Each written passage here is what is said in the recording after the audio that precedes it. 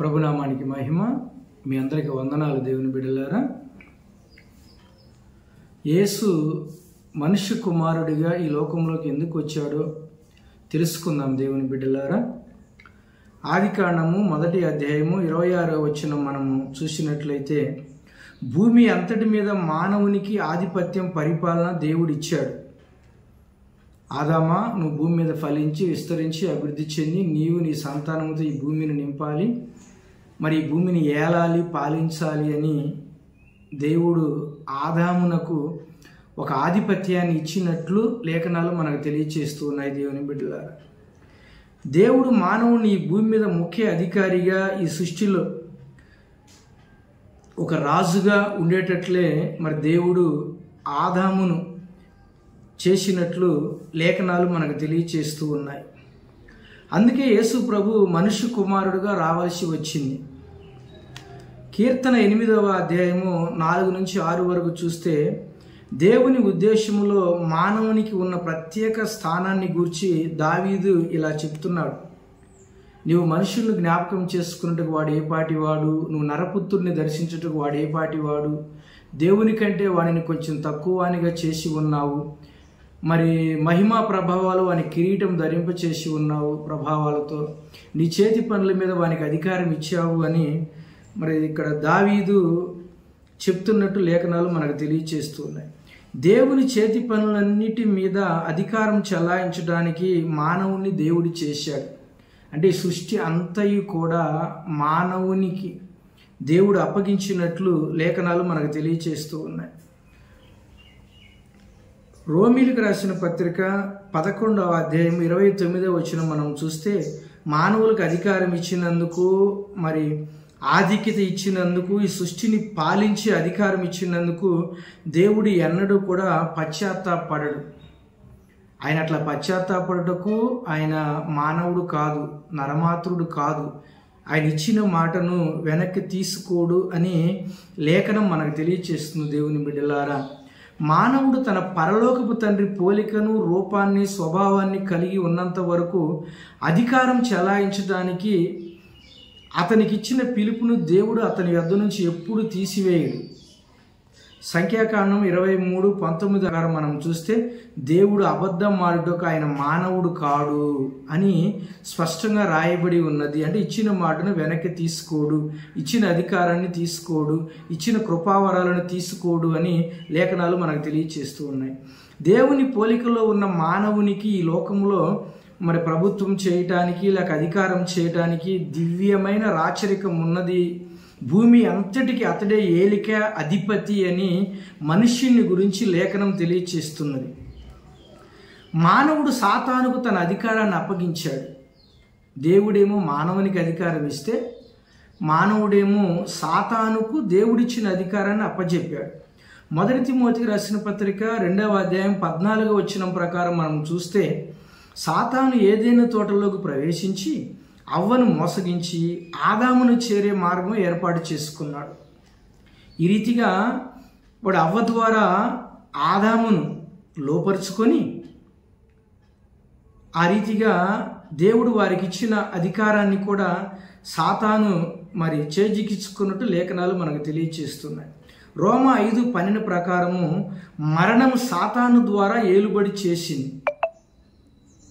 నిరంతర జీవులుగా సృష్టింపబడ్డ మనుషులకు సాతాను ద్వారా మరి మరణం అనేది వచ్చి ఉందని లేఖనాలు మనకు తెలియచేస్తున్నాయి. ఎప్పుడైతే వీళ్ళు దేవుడు తినవద్దన్న పండు తిన్నారో అదే ఆజ్ఞాతిక్రమమైన పాపం వలన మరణం వచ్చింది. ఆ మరణము మరి సాతానే మనుషుల ద్వారా ఈ లోకంలో ప్రవేశపెట్టినట్లు లేఖనాలు మనకు తెలియచేస్తున్నాయి. హెబ్రీయులకు రాసిన పత్రిక 2వ అధ్యాయం 14 నుంచి 15 వరకు మనం చూస్తే, మరణము యొక్క బలము గలవాడు అపవాది, అంటే సాతాను మరణము యొక్క బలము గలవాడు అని లేఖనాలు మనకు తెలియచేస్తున్నాయి. సాతానుని శక్తిహీనుని చేయటానికి యేసు వచ్చాడు. రక్త మాంసాలు కలిగి ఉన్న అవ్వ ఆదాములను వాడు ఓడించి వారికి ఇవ్వబడిన అధికారాన్ని వీడు చేజిక్కించుకున్నాడు. కాబట్టి యేసు కూడా రక్త మాంసములు కలిగిన దైవ కుమారుడిగా వాడిని శక్తిహీనుని చేయడానికి వచ్చాడు అని లేఖనాలు మనకు తెలియచేస్తున్నాయి. మరణం సాతాను ద్వారా లోకములోకి వచ్చి అందరినీ ఏలడం ప్రారంభించింది. అంటే అందరూ మరణిస్తున్నారు అని లేఖనాలు మనకు తెలియచేస్తున్నాయి. దేవుని బిడ్డలారా, ఎప్పుడైతే ఆదాము అవ్వలు సాతాను అబద్ధానికి లోబడ్డారో వారు సాతాను అధికారంలోకి వచ్చేసారు. మరి వాళ్ళు ఏదైనా తోటల్లో ఉన్నప్పుడు దేవునితో సన్నిహిత సంబంధం ఉన్నది. దేవుని స్వరం వినేవారు, దేవునితో మాట్లాడేవాళ్ళు, ఎంతో అన్యోన్య సహవాసము తండ్రితో కలిగి వాళ్ళు ఉన్నారు. ఎప్పుడైతే వీళ్ళు మరి సాతాను స్వరం విని లోబడి పాపం చేశారో రోమా 6:16 వచనం మనకు తెలియచేస్తుంది. ఎవరికి లోబడితే వారికే దాసులం అవుతాం అని లేఖనం మనకు తెలియచేస్తుంది. ఈ విధంగా ఆదాము అవ్వలు ఈ భూమి మీద దేవుడు వారికి ఇచ్చిన హక్కును అధికారాన్ని కోల్పోయారు. సాతాను అధికారాన్ని బలంగా పట్టుకున్నాడు. ఆదాము దేవునికి లోబడి ఉన్నంత వరకు నిత్య జీవాన్ని కలిగి ఉన్నాడు. సాతాను మాట విని పండు తిన్నారు కాబట్టి అక్కడ వాళ్ళు దేవునికి లోబడలేదు, నిత్య జీవాన్ని కూడా మరి వాళ్ళు కలిగి ఉండలేదు పాపం చేసిన తర్వాత అని లేఖనం మనకు తెలియచేస్తుంది. దానికి భిన్నముగా అందరికీ మరణం ప్రాప్తించడానికి మరి ఆదాము కారణమయ్యాడు. అప్పుడే సాతాను మరణపు ఏలుబడికి మార్గం చేసుకున్నాడు. వాడు అధికారం చెలాయించడానికి ప్రారంభించినట్లు లేఖనం మనకు తెలియచేస్తుంది. ఈ అధికారం మానవుణ్ణి భయపెట్టడానికి, అతనిలో పిరికితనం కలగజేయడానికి మాత్రమే సాతాను ఉపయోగిస్తున్నాడు. ఈ విధంగా మానవుడు పాపం చేసినప్పుడు దేవుడిచ్చిన అధికారాన్ని, దేవుని పోలికను, రూపాన్ని పోగొట్టుకున్నాడు. తన స్వరూపమందు తన పోలిక చొప్పున దేవుడు మనుషులను చేస్తే వీళ్ళు పాపం చేసి ఆయన స్వరూపాన్ని మరి ఆయన పోలికను వీళ్ళు పోగొట్టుకున్నారు అని లేఖనాలు మనకు తెలియజేస్తున్నాయి. యేసుక్రీస్తు వచ్చే వరకు ఈ అధికారాన్ని సాతాను తన చేతిలో ఉంచుకున్నాడు. మత్తయి సువార్త 4వ అధ్యాయము 8వ వచనం మరియు 9వ వచనం మనం చూస్తే, అపవాది మిగులు ఎత్తైన ఒక కొండ మీదకి ఆయన తీసుకుని పోయి భూలోక రాజ్య మహిమలన్నింటినీ ఆయనకు చూపించి, నీవు నాకు నమస్కరించిన ఎడల ఈ అధికారం అంతా నీకు ఇస్తా, ఇది నాదే, నా చేతిలో ఉన్నది అన్నట్టు మరి అపవాది యేసుతో మాట్లాడినట్లు లేఖనాలు మనకు తెలియచేస్తూ ఉన్నాయి. ఆ సమయంలో యేసుకి ఇవ్వడానికి సాతాను వద్ద మరి ఈ లోక రాజ్యాలు, వాటి మహిమలు ఉన్నాయి. శరీరాశలు, నేత్రాశలు, జీవపుడమ్మాలు, డబ్బు కొరకే మనిషిని బ్రతికేటట్టు చేయటం, ఈ లోక మహిమలన్నీ వాడి దగ్గర ఉన్నాయి. వాటికి వాడు యేసుని బట్టి మరి యేసులోకి రావాలని చూసా కానీ యేసుకి లొంగలేదని లేఖనాలు తెలియజేస్తున్నాయి. వీరైన మనిషి మాదిరిగా వాక్యపు అధికారంతో పూర్తిగా యేసు ఆధారపడి సాతాను శోధన జయించాడు. వాక్యపు అధికారంతో సాతాను శోధన యేసు జయించాడు. హెబ్రీయులకు రాసిన పత్రిక 2వ అధ్యాయం 14 నుంచి 16 వరకు మనం చూసినట్లయితే, ఏలయనగా ఆయన ఎంత మాత్రము దేవదూతల స్వభావమును ధరించుకొనక అబ్రహాము సంతాన స్వభావమును ధరించుకున్నాడు. యేసు మానవ రూపంలో జన్మించడం ద్వారా రక్తం మాంసాలలో పాలివాడయ్యాడు. మానవునిగా మాత్రమే ఆయన మరణించగలడు. ఒక దేవదూతగానో దేవునిగానో యేసు మరణించలేడు. మరణం ద్వారానే మరణము యొక్క బలము గల అపవాది యొక్క బలాన్ని, అధికారాన్ని యేసు తీసివేయగలడు. లేఖనాలు మనకు తెలియచేస్తున్నాయి. యేసు శిలువ మరణం పొందాడు. మత్తయి సువార్త 27వ అధ్యాయము 50వ వచనంలో మనం చూస్తే, దేవుని బిడ్డలారా, పెద్దగా కేక వేసి యేసు శిలువ మరణం పొందినట్లు లేఖనం మనకు తెలియచేస్తుంది. యేసు ప్రభువారిని సమాధి చేశారు. శిలువ మీద నుంచి దించి మరణపు రాజ్యములోకి ఆయన ప్రవేశించాడు, అంటే మృతుల లోకాలను. బైబిల్ మనకు తెలియచేస్తుంది.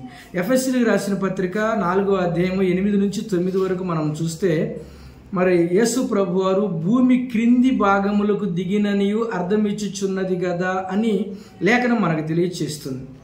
సామెతలు 15వ అధ్యాయం 24వ వచనం మనము చూస్తే, క్రిందన పాతాళము ఉన్నది అని లేఖనం మనకు తెలియచేస్తుంది. సంఖ్యాకాండం 16వ అధ్యాయము 33 వచనం మనం చూసినట్లయితే, ఆ 32, 33 వచనాలు మనం చూసినట్లయితే, దేవుని బిడ్డలారా, అక్కడ కూడా భూమి నెరవిడిచి మరి కొంతమంది పాతాళములోకి కూలిరి అని లేఖనం మనకు తెలియచేస్తూ ఉన్నది. ఈ రీతిగా భూమి క్రింది భాగము పాతాళ లోకము అని మనకు తెలియచేస్తుంది. యేసు ప్రభువారు ఆ యొక్క మృతుల లోకములోనికి వెళ్ళాడు. మరణించిన నీతిమంతుల సమూహాన్ని సమాధులలో నుండి లేపి పరలోకానికి నడిపించినట్లు లేఖనం మనకు తెలియచేస్తుంది. దేవుని బిడ్డలారా, కొలస్సీలకు రాసిన పత్రిక 2వ అధ్యాయము 13 మరియు 15 వచనాల్లో మనం చూస్తే, శిలువ మరణం ద్వారా సాతానుకు వాని దూతలకు ఉన్న అధికారాన్ని యేసుక్రీస్తు ప్రభువారు తీసివేసినట్లు లేఖనాలు మనకు తెలియచేస్తున్నాయి. ఆయన ప్రధానులను అధికారులను నిరాయుధులుగా చేసి బాహువాటముగా మరి వారిని పట్టి తెచ్చి వేడుకకు కనబరిచెను అని లేఖనం మనకు తెలియజేస్తుంది. అంటే యేసు ప్రభువారు సాతాను వాని దూతలను ఓడించాడు, వాళ్ళకున్న అధికారాన్ని తీసివేశాడు, అది మనకు కనబరిచాడు అని లేఖనం మనకు తెలియజేస్తుంది. మత్తయి సువార్త 28వ అధ్యాయము 18 నుంచి 20 వరకు మనం చూస్తే, పరలోకం మీదను భూమి మీదను యేసే సర్వాధికారి. ప్రకటన గ్రంథము 1వ అధ్యాయము 18వ వచనం మనం చూస్తే, నేను మొదటి వాడును కడపటి వాడును, మృతుడనైతిని గాని మరి సజీవుడినై ఉన్నాను, అట్లనే మరణము యొక్కయు పాతాళ లోకము యొక్కయు తాళపు చెవులు నా స్వాధీనంలో ఉన్నవి అని చెప్పి యేసు ప్రభు వారు చెప్పినట్లు లేఖనం మనకు తెలియజేస్తుంది. ఈ విధంగా ఏదైనా తోటలో ఆదాము అవ్వలు పోగొట్టుకున్న హక్కును అధికారాన్ని తిరిగి సంపాదించడానికి యేసు దేవుని రూపములో పోలికలో వచ్చాడు అని లేఖనం మనకు తెలియజేస్తుంది. మనిషి కుమారునిగా ఆయన మరి సాతాను పూర్తిగా ఓడించాడు. రక్త మాంసాలు కలిగిన మనుష్య కుమారుడిగా సాతాను ఓడించాడు. పునరుద్ధానం ద్వారానే మరణం మీద తాను సాధించిన విజయాన్ని యేసు నిరూపించాడు అని లేఖనం మనకు తెలియజేస్తుంది. దేవుని చిత్తాన్ని నెరవేర్చి భూమి మీద దేవుని రాజ్యాన్ని స్థాపించడానికి మనకు శక్తి అధికారాలు ఇవ్వబడ్డాయి. దేవుడు లేకుండా మనము నెరవేర్చలేము, మనము లేకుండా దేవుడు నెరవేర్చలేడు. దేవుని బిడ్డలారా, ఈ లోకంలో తన చిత్తాన్ని నా ద్వారా మీ ద్వారా నెరవేర్చాలని దేవుడు ఉద్దేశించాడు. అంటే ఆయన పరలోకపు చిత్తాన్ని ఇష్టాన్ని భూమి మీద మన యందు నెరవేర్చబడాలని దేవుడు ఆశపడుతూ ఉన్నాడు. యేసు నీ కొరకు నా కొరకు అవ్వ ఆదాములు కోల్పోయిన ఆధిక్యతను అధికారాన్ని తిరిగి సంపాదించాడు. నా నామాన దెయ్యాలను వెళ్ళగొట్టండి, రోగులను స్వస్థపరచండి, మరి చనిపోయిన వారిని లేపండి, కుష్ఠ రోగులను శుద్ధులుగా చేయండి, సర్వ సృష్టికి సువార్త ప్రకటించండి అని యేసు ప్రభువారు ఆ సంపాదించిన అధికారాన్ని తిరిగి మనకే ఇచ్చాడు అని లేఖనాలు మనకు తెలియచేస్తూ ఉన్నాయి. ప్రభు ఈ వాక్యం ప్రతి ఒక్కరి హృదయంలో ఫలింప చేయునుగాక. ఆమెన్.